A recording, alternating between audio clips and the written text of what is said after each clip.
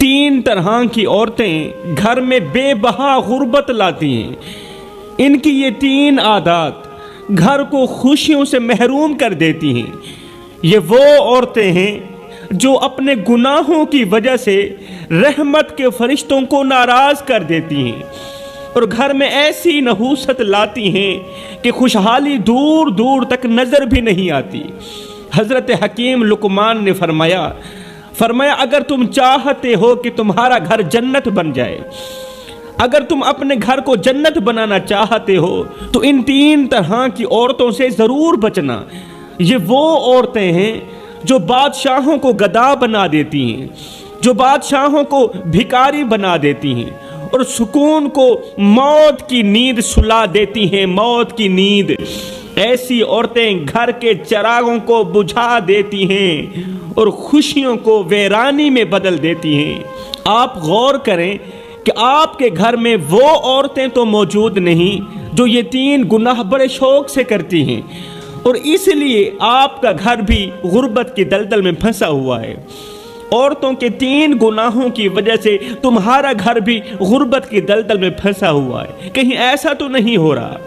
अगर ये औरतें आपके घर में भी मौजूद हैं, तीन गुनाह शौक से करने वाली औरतें अगर आपके घर में भी मौजूद हैं, तो फिर समझ लो आपके रिज़्क़ की बरकत और सुकून की नेमत खतरे में है।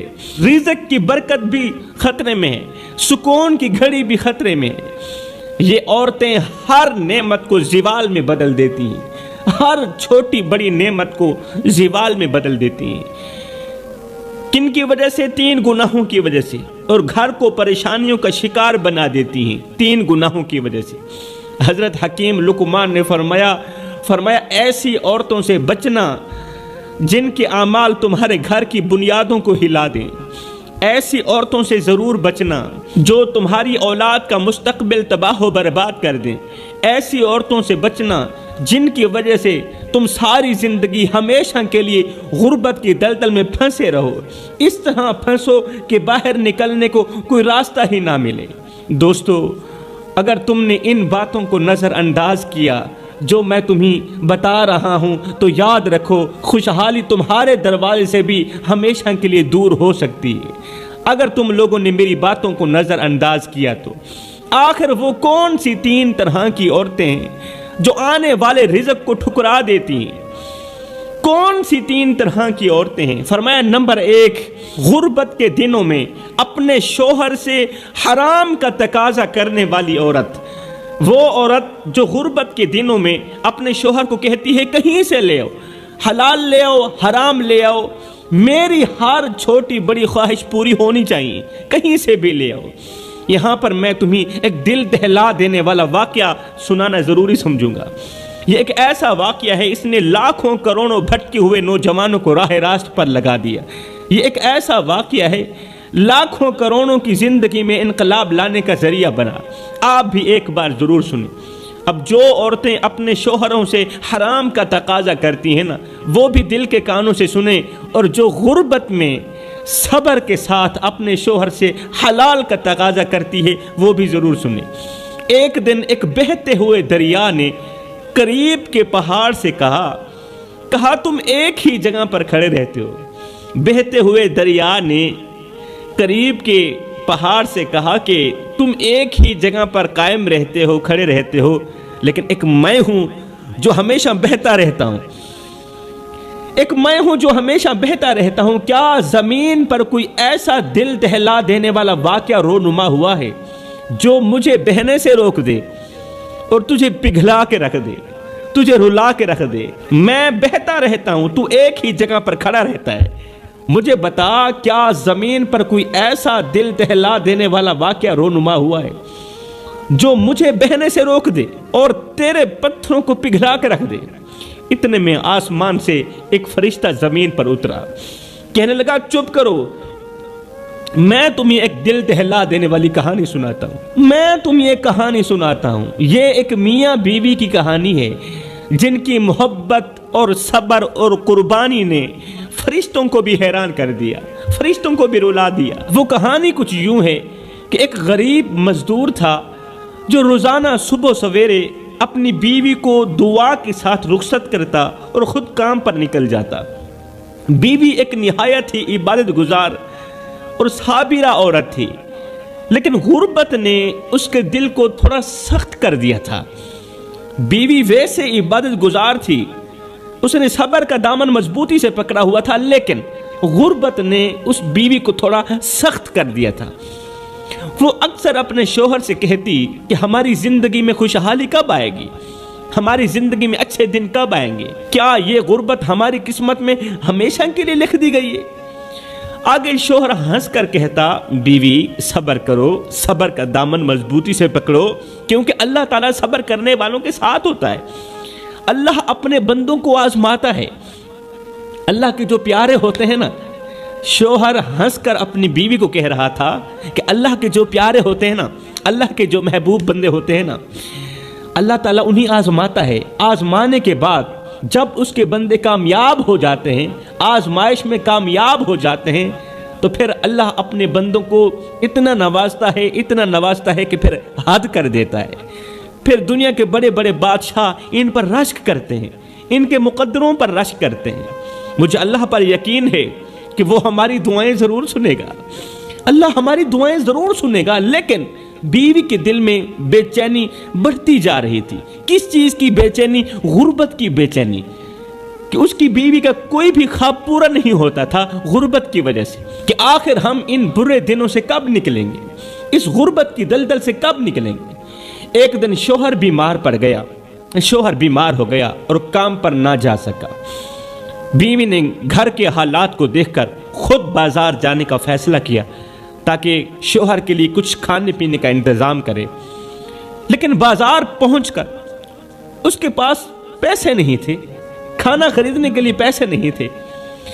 وہ ایک دکاندار کے پاس گئی، کہا، بھائی میرے پاس پیسے نہیں ہیں، لیکن کیا تم مجھے کچھ آٹا اور کھانے کا سامان ادھار دے سکتے ہو، ادھارا سامان دے سکتے ہو؟ دکاندار نے مذاق اڑاتے ہوئے کہا، جس طرح ہمارے دکاندار مذاق اڑاتے ہیں، اگر تمہارے پاس دینے کے لیے کچھ نہیں تو لینے کا حق کیسے ہے؟ برائے مہربانی ادھار مانگ کر ہمیں شرمندہ مت کریں۔ یہ کہہ کر دکاندار نے اسے خالی ہاتھ لوٹا دیا۔ بیوی دل شکستہ ہو کر گھر واپس آئی، خالی ہاتھ گھر واپس آئی، لیکن اس کے چہرے پر غصے یا بے چینی کے بجائے صبر کے آثار تھے۔ بیوی نے صبر کا دامن مضبوطی سے پکڑا ہوا تھا۔ اس نے گھر پہنچ کر شوہر کے قریب بیٹھ کر کہا، روتے ہوئے کہا، آج میں نے بازار میں اپنی بے بسی کی انتہا دیکھی ہے۔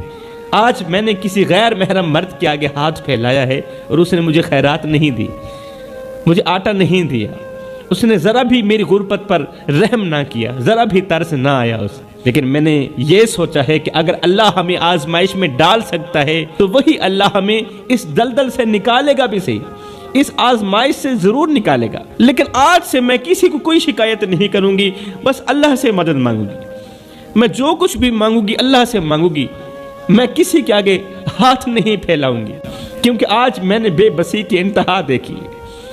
اسی رات دونوں میاں بیوی مصلے پر بیٹھے پوری رات دعائیں مانگتے رہے، رو رو کر اللہ سے رزق حلال طلب کرتے رہے۔ رات گزر گئی، صبح ہوئی، شوہر کی طبیعت میں کچھ بہتری آئی۔ شوہر کی طبیعت کچھ بہتر ہوئی تو وہ پھر سے بیوی سے دعائیں لیتا ہوا محنت مزدوری کی تلاشی کے لیے نکل گیا۔ پورا دن بازار میں بیٹھا رہا مگر اسے کوئی کام نہ ملا۔ پورا دن بازار میں بیٹھا رہا، اسے کوئی کام نہ ملا۔ پورا دن جب کام نہ ملا تو وہ تھکے قدموں کے ساتھ گھر کی طرف لوٹا، ہاتھ خالی تھے۔ اس کے دل میں ایک عجیب سی بے بسی تھی۔ وہ سوچتا جا رہا تھا کہ اب جا کر میں اپنی بیوی کو کیا کہوں گا، وہ جو دن رات غربت کے بوجھ تلے پریشان رہتی، جو ہر روز مجھ سے امید لگاتی ہے، وہ آج بھی مجھ سے سوال کرے گی، کہیں ایسا نہ ہو کہ وہ صبر کا دامن چھوڑ دے اور ہماری زندگی مزید آزمائش میں مبتلا ہو جائے۔ یہ سوچتے سوچتے اس غریب شوہر کی نظر اچانک ایک جانور پر پڑی جو سڑک کے کنارے مرا پڑا تھا۔ اس کے دل میں ایک خیال سا ابھرا کہ کیوں نہ میں اس مرے ہوئے جانور کا گوشت نکال لوں۔ कि कम अज कम हमारे भूखे पेट का सहारा तो बनेगा। भूखे हैं, खाने के लिए कुछ नहीं, इतना तो चल जाएगा ना, अल्लाह माफ करने वाला है। वो गरीब शख्स मरे हुए जानवर के करीब गया, आंखों में बेबसी और दिल में खौफ का तूफान था। उसके ज़मीर ने उसे झंझोड़ा कि भूखे मर जाओ, अल्लाह की मना करदा चीज को मत खाना, मत खाना। इस सोच की बुनियाद पर उसके कदम रुक गए, लेकिन फिर से बीवी के भूखे चेहरे का तस्वर उसके दिल को मोम कर गया। घर में बीवी 2 दिन की भूखी थी ना, उसने लरसते हाथों से मरे हुए जानवर के टुकड़े निकाले, गोश्त के टुकड़े निकाले, शापर में डाले और रात के सन्नाटे में सर झुकाए अपने घर की तरफ रवाना हुआ। घर के करीब पहुंचते हुए उसका दिल जोर जोर से धड़कने लगा। वो सोच रहा था कि अगर बीवी को मालूम हो गया कि मैं उसके लिए हराम लेकर आया हूं तो वो क्या कहेगी। मेरी बीवी इबादत गुजार है, वो मुझे क्या कहेगी, क्या वो मुझे हकारत की निगाह से नहीं देखेगी। लेकिन फिर उसने खुद को दिलासा भी दिया, कहा ये सब मैं मजबूरी के साथ कर रहा हूं, मैं मजबूर हूं और मजबूर आदमी कुछ भी कर सकता है। ये सब मैं मजबूरी में कर रहा हूं, वरना मेरा दिल कभी भी हराम के लिए आमादा ना होता, मेरा दिल कभी भी हराम खाने के लिए तैयार ना होता। खैर घर पहुंचकर उसने दरवाजा खोला। बीवी अंदर बैठी बेचैनी से शौहर का इंतजार कर रही थी। जैसे ही उसने शौहर को देखा तो उसकी आंखों में उम्मीद की किरण झलकने लगी। वो बोली, क्या तुम खाने के लिए कुछ लेकर आए हो? मेरे पेट के लिए कुछ बंदोबस्त करके आए हो? शौहर ने शापर को एक कोने में रखते हुए नजरें झुकाते हुए कहा, हाँ लाया हूं, ये उठा लीजिए, पका लीजिए। बीवी ने खुशी से शापर से गोश्त निकाला, उसे धोया, एक देगची के अंदर डाला, चूल्हे पर देगची रखी, नीचे आग जला दी। चंद लम्हे बाद जब देगची का ढक्कन हटाया तो देखकर हैरान रह गई कि देगची के अंदर गोश्त की जगह खून ही खून है। देगची के अंदर खून ही खून है और इस खून से हराम की बदबू आ रही है, हराम की बदबू आ रही है और देगची के अंदर खून ही खून है। बीवी की आंखें हैरत और खौफ से फटी की फटी रह गई, हाथ लरसने लगे, उससे बू बर्दाश्त ना हो पा रही थी। वो फौरन शापर और देगची लिए शौहर के पास पहुंची। वो शौहर जो सहन के कोने में चुपचाप बैठा रो रहा था, उसके पास आकर कहा, मुझे सच बताना कि ये गोश्त कहां से लाए हो, गोश्त कहां से लाए हो, हकीकत छुपाना मत, मुझे सच बताना। शौहर ने नजरें झुका ली, उसके चेहरे पर शर्मिंदगी के साए थे। लरसती हुई आवाज में उसने कहा, मैं मजबूर हो गया था। तेरी भूख, तेरे चेहरे की मायूसी मेरे दिल पर बोझ बन गई थी। मैं नहीं समझ पाया कि मैं क्या कर रहा हूं। तेरी भूख ने मुझे अंधा कर दिया था, तेरी मायूसी ने मुझे अंधा कर दिया था। ये सुनती ही बीवी आंसुओं के साथ शौहर के कदमों पर पड़ गई। रोते हुए बीवी ने कहा, ऐ मेरे सरताज, हमें भूख से मरना कबूल है, लेकिन हराम खाना कभी कबूल नहीं है। अल्लाह ने हमें आजमाइश दी है, लेकिन उसका हुक्म तोड़ना हमें कहीं ज्यादा नुकसान पहुंचा सकता है। क्या तुम नहीं जानते ओ मेरे सरताज, मुझे हराम खिलाने वाले, क्या तुम नहीं जानते कि हराम रिज़्क में कभी सुकून नहीं होता, हराम रिज़्क में कभी सुकून नहीं होता। जो औरतें अपने शोहरों को हराम कमाने पर मजबूर करती हैं, वो दुनिया की बदबख्त औरतों में से होती हैं, वो दुनिया की बदकिस्मत औरतों में से होती हैं। बीवी का ये जुमला कि मैं भूख से क्यों ना मर जाऊं, मुझे हराम का लुकमा मत खिलाना, मुझे हराम मत खिलाना, हाय ये जुमला अल्लाह की ज़ात को इतना पसंद आया कि अल्लाह की ज़ात उसी लम्हे के अंदर अंदर इन पर मेहरबान हो गई, इन दोनों मियाँ बीवी पर मेहरबान हो गई। ये एक जुमला अल्लाह को इतना बड़ा पसंद आया کہ میرے لیے جب بھی لے کر آنا حلال کا نوالا لے کر آنا۔ یہ جملہ میرے اللہ کو اتنا پسند آیا کہ اللہ کی ذات ان پر مہربان ہو گئی۔ اے میرے شوہر، میں بھوک سے کیوں نہ مر جاؤں، مجھے حرام مت کھلانا، مجھے موت منظور ہے، حرام منظور نہیں ہے، موت قبول ہے، حرام قبول نہیں ہے۔ مطلب کہ عورت کا یہ ایک ایسا جملہ ہے جو گھر میں بے بہار رزق لاتا ہے، غیب سے رزق لاتا ہے۔ اب پوری رات یہ عبادت میں بیٹھے رہے، اللہ کی عبادت میں مصروف رہے۔ دوسرے دن کا سورج طلوع ہوا، اس کا شوہر گھر کے باہر بیٹھا تھا، اچانک ایک اجنبی شخص ان کے دروازے پر آیا، کیونکہ اب آزمائش کے دن نکل چکے تھے، اب پریشانیوں کے دن ختم ہو چکے تھے، اب اچھے دن آنے والے تھے۔ اچانک ایک اجنبی شخص ان کے دروازے پر آیا اور کہا کہ بھائی، میں آپ کے گھر کے پاس سے گزرا، آپ کے گھر سے مجھے جنت کی خوشبو آئی ہے، آپ کے گھر سے مجھے جنت کی خوشبو آئی ہے، کیا میں یہاں ایک رات گزار سکتا ہوں؟ جنت کے اندر مجھے ایک رات گزارنے دو گے؟ کیا میں ایک رات گزار سکتا ہوں؟ یہ بات سنتے ہی یہ غریب شخص پریشان ہو گیا کہ اگر میں نے مہمان کو اپنے گھر بٹھا دیا تو ظاہر ہے کھانا بھی کھلانا پڑے گا، پانی بھی پلانا پڑے گا، جبکہ ہمارے گھر میں روٹی کا ایک ٹکڑا بھی موجود نہیں، سوکھی روٹی کا ٹکڑا بھی موجود نہیں، ہمارے اپنے کھانے کو نہیں، مہمان کو کیا کھلائیں گے؟ بیوی نے کہا تم پریشان مت ہو، مہمان کو اپنے کمرے کے اندر بٹھاؤ، مہمان کو اندر جگہ دو، کمرے کے اندر بٹھاؤ، اور یہ لو میرا ایک لباس، یہ لو میرا ایک لباس، بیچ کر مہمان کے لیے کھانے پینے کا بندوبست کرو۔ شوہر نے ایسا ہی کیا، شوہر نے ایسا ہی کیا۔ اجنبی شخص نے وہیں رات گزاری اور صبح جاتے وقت ایک تھیلا دیا غریب کو۔ اجنبی نے صبح واپس جاتے وقت اس نے غریب کو ایک تھیلا دیا اور ساتھ میں کہا یہ جو تھیلا ہے یہ آج سے 20 سال پہلے میرے مرشد نے مجھے دیا تھا، اور ساتھ میں کہا تھا کہ جب بھی اور کہیں بھی جس گھر کے اندر سے تجھے جنت کی خوشبو آئے، اللہ اکبر، زندگی کے کسی موڑ پر بھی، کسی سفر میں بھی، جب بھی اور کہیں بھی جس گھر کے اندر سے تجھے جنت کی خوشبو آئے، بس یہ امانت ان گھر والوں کو دے دینا۔ اس جنت کے اندر جو لوگ رہائش پذیر ہیں، یہ امانت اس گھر میں رہنے والوں کے سپرد کر دینا، یہ امانت اس جنت کے اندر رہنے والوں کے سپرد کر دینا۔ لہٰذا بھائی، یہ لیجیے آپ کی امانت اور مجھے اجازت دیجیے، میں یہاں سے جا رہا ہوں۔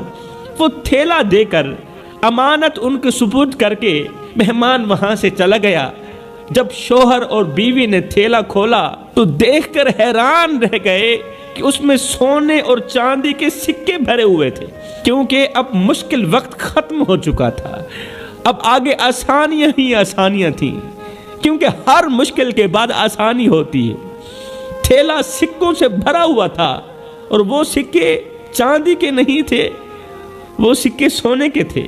میرے بھائیو، یہ واقعہ ہمیں سبق دیتا ہے کہ جو عورتیں ہمیشہ اپنے شوہروں سے حلال کا تقاضا کرتی ہیں، وہ اپنی زندگی میں اچھے دن ضرور دیکھتی ہیں۔ قسم ہے اللہ پاک کی، ایسی عورتیں اپنی زندگی میں اچھے دن ضرور دیکھتی ہیں، اپنی زندگی میں عروج ضرور دیکھتی ہیں۔ ایسی عورتیں جلد ہی مشکلات سے نکل جاتی ہیں۔ آج میرے معاشرے کی ہر ایک عورت پریشانی کی دلدل میں کیوں پھنسی ہوئی پتہ ہے تمہیں؟ صرف اس لیے کہ یہ عورت حلال اور حرام کی تمیز نہیں کر پا رہی، اسے حلال و حرام کی تمیز کا پتہ ہی نہیں ہے، اس لیے تو اس کے گھر میں پریشانیوں کے علاوہ اور کچھ بھی نہیں۔ تو فرمایا اگر تم اپنے گھر میں بے بہا رزق لانا چاہتی ہو، غربت اور پریشانیوں سے بچنا چاہتی ہو، تو اپنے شوہر سے حلال کی ڈیمانڈ کرو، حرام سے بچو، پھر دیکھنا کیسے تمہارے گھر میں خوشحالیاں آتی ہیں، پھر دیکھنا تم زیرو سے ہیرو بن جاؤ گے۔ گھر کا رزق ختم کرنے والا جو دوسرا گناہ ہے وہ ہے تکبر۔ تکبر چاہے مال کا ہو، دولت کا ہو، حسب کا ہو، نسب کا ہو، انسان کو تباہ و برباد کر کے ہی دم لیتا ہے۔ تیسرا گناہ مال کے ہونے کے باوجود بھی جو عورتیں دروازے پر آئے کسی سائل کو روٹی نہیں دیتی، کسی ضرورت مند کی ضرورت کو پورا نہیں کرتی، جو عورت فقیر کو خیرات نہیں دیتی، مال بھی ہے، دولت بھی ہے، پھر بھی غریب کی مدد نہیں کر پا رہی، ایسی عورت کبھی بھی زندگی میں اچھے دن نہیں دیکھ سکتی۔ میرے محترم بھائیوں، اپنی بیوی کو، اپنی شریک حیات کو 5 موقعوں پر کبھی بھی اکیلا مت چھوڑنا۔ اپنی بیوی کو 5 جگہوں پر اکیلا مت چھوڑنا، تنہا مت چھوڑنا۔ وہ بیوی جس کے بارے میں رسول کریم صلی اللہ علیہ وسلم نے فرمایا صحابہ، تم میں سے بہترین شخص وہ ہے جو اپنی بیوی کے لیے بہترین ہے، تم میں سے اچھا انسان وہ ہے جو اپنی فیملی، اپنے اہل و عیال کے لیے اچھا ہے۔ تو فرمایا اپنی بیوی کو 5 موقعوں پر اکیلا مت چھوڑنا، تنہا مت چھوڑنا، ورنہ یاد رکھنا بیوی تو کیا، اللہ بھی تم پر ناراض ہو جائے گا، اللہ تم پر خفا ہو جائے گا۔ جو لوگ اپنی بیویوں کو 5 جگہوں پر اکیلا چھوڑ جاتے ہیں، تنہا چھوڑ جاتے ہیں، بے یار و مددگار چھوڑ جاتے ہیں، 5 جگہوں پر بیویوں کے ساتھ بے وفائی کر جاتے ہیں نا، وہ لوگ ساری زندگی سکون کی سانس نہیں لے سکتے، سکھ کی سانس نہیں لے سکتے۔ اللہ تعالیٰ ان لوگوں کی زندگی میں سے سکون چھین لیتا ہے۔ جو بیویوں کے ساتھ دھوکہ کرتے ہیں، جو اپنی شریک حیات کے ساتھ دھوکہ کر رہے ہیں نا، وہ زندگی میں کبھی بھی سکون کی سانس نہیں لے پائیں گے۔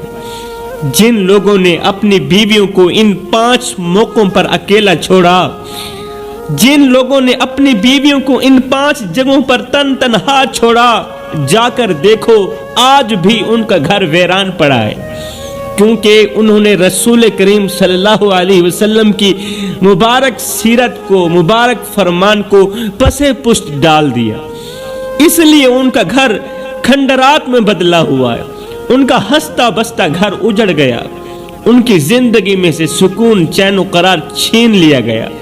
ان کی بیویاں انہیں چھوڑ کر چلی گئیں، کیونکہ ان 5 موقعوں پر بیوی کو چھوڑ دینا بیوی کے دل میں نفرت پیدا کرتا ہے۔ آج میں آپ لوگوں کو بتاؤں گا کہ وہ 5 موقع کون کون سے ہیں جن موقعوں پر بیوی کو ہرگز اکیلا نہیں چھوڑنا چاہیے۔ میرے محترم بھائیوں، زندگی میں کچھ ایسے موقع آتے ہیں کہ جب ایک بیوی کو اپنے شوہر کی موجودگی اور ساتھ کی سب سے زیادہ ضرورت ہوتی ہے، بیوی کو حوصلے کی سب سے زیادہ ضرورت ہوتی ہے۔ یہ وہ لمحات ہوتے ہیں جب ایک عورت جذباتی، جسمانی یا ذہنی طور پر کسی مشکل وقت سے گزر رہی ہوتی، وہ چاہتی یہ ہے کہ اس کا شوہر اس کے ساتھ ہو۔ ایک عورت کی زندگی میں یہ 5 لمحات نہایت ہی اہم ہوتے ہیں، نہایت ہی حساس بھی ہوتے ہیں۔ ہر بیوی کا دل چاہتا ہے کہ ان لمحوں میں اس کا شریک حیات اس کے ساتھ کھڑا ہو، اس کا ہاتھ تھامے اور اس کی مشکلات میں اس کا ساتھ دے۔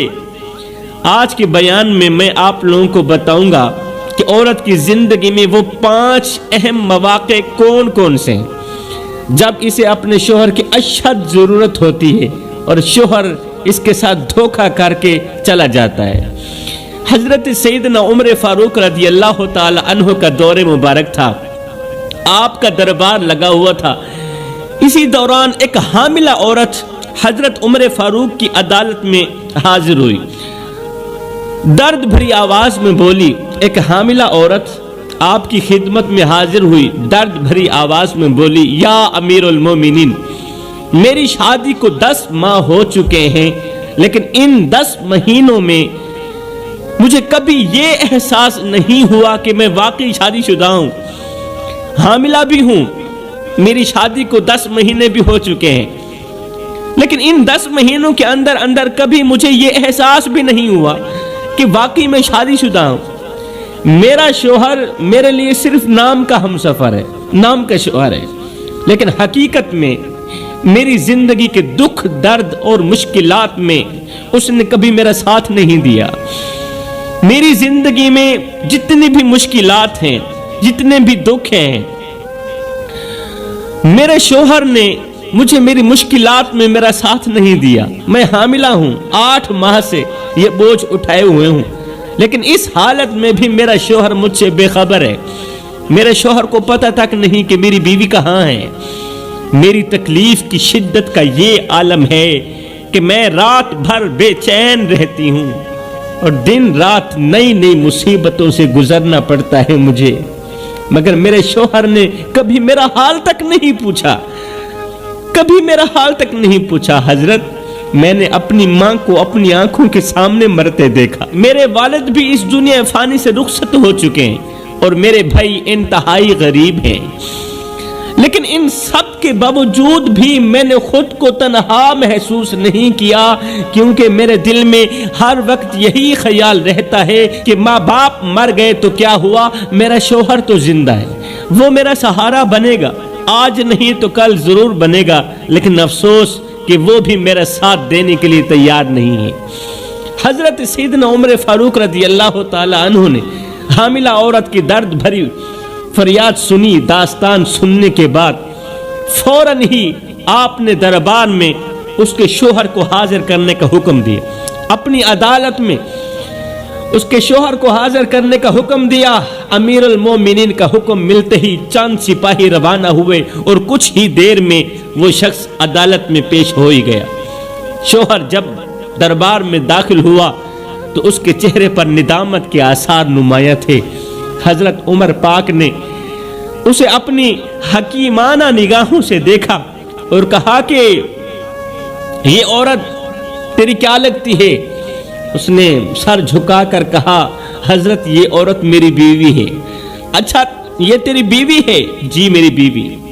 حضرت سیدنا عمر فاروق رضی اللہ تعالی عنہ نے اب اس کی بیوی کو اشارہ کرتے ہوئے فرمایا جو کچھ تو نے مجھے سنایا ہے, جو درد تو نے مجھے سنایا ہے, وہ درد ذرا اپنے شوہر کو میرے سامنے سنانا.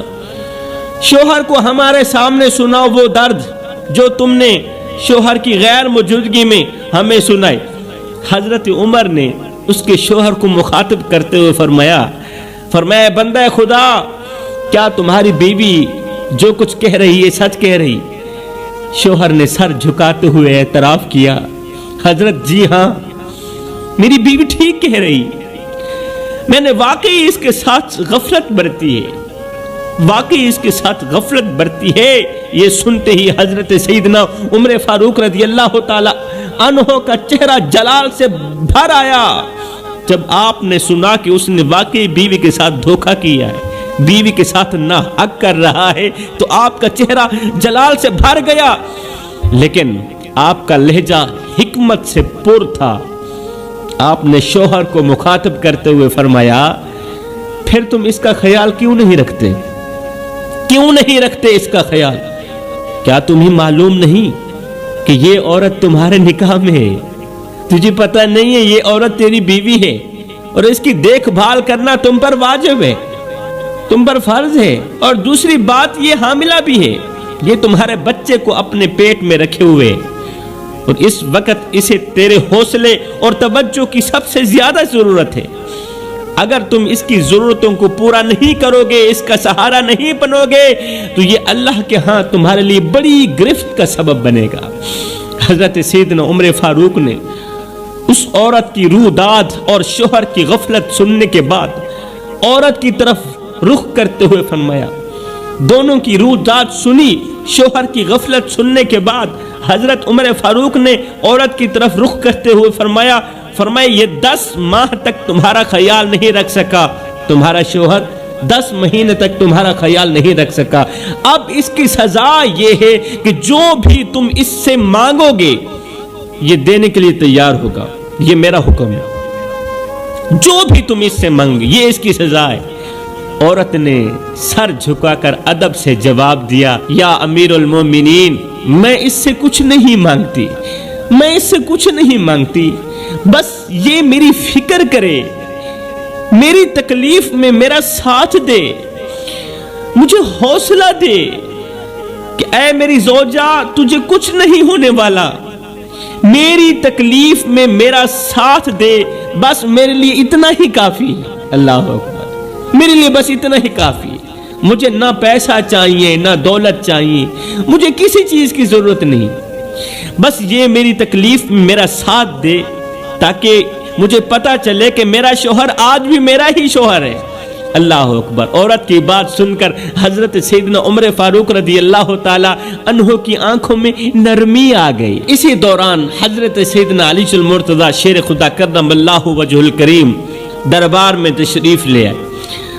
حضرت عمر نے انہیں دیکھ کر خوشی کا اظہار کیا۔ حضرت علی کو دیکھ کر حضرت عمر فاروق نے نہایت ہی خوشی کا اظہار کیا اور ساتھ ہی فرمایا، یا علی جاتے جاتے اس عورت کے شوہر کو 2-4 نصیحتیں فرما دیجیے، 2-4 نصیحتیں کر دیجیے کہ یہ اپنی بیوی کے ساتھ اچھا سلوک کرے، اپنی بیوی کے حقوق کو سمجھے اور آئندہ اس کے ساتھ بہتر رویہ اختیار کرے۔ حضرت سیدنا علی المرتضی شیر خدا نے اس کے شوہر کو مخاطب کرتے ہوئے فرمایا، اے بندہ خدا، اپنی بیوی کو 5 جگہوں پر کبھی بھی اکیلا مت چھوڑنا۔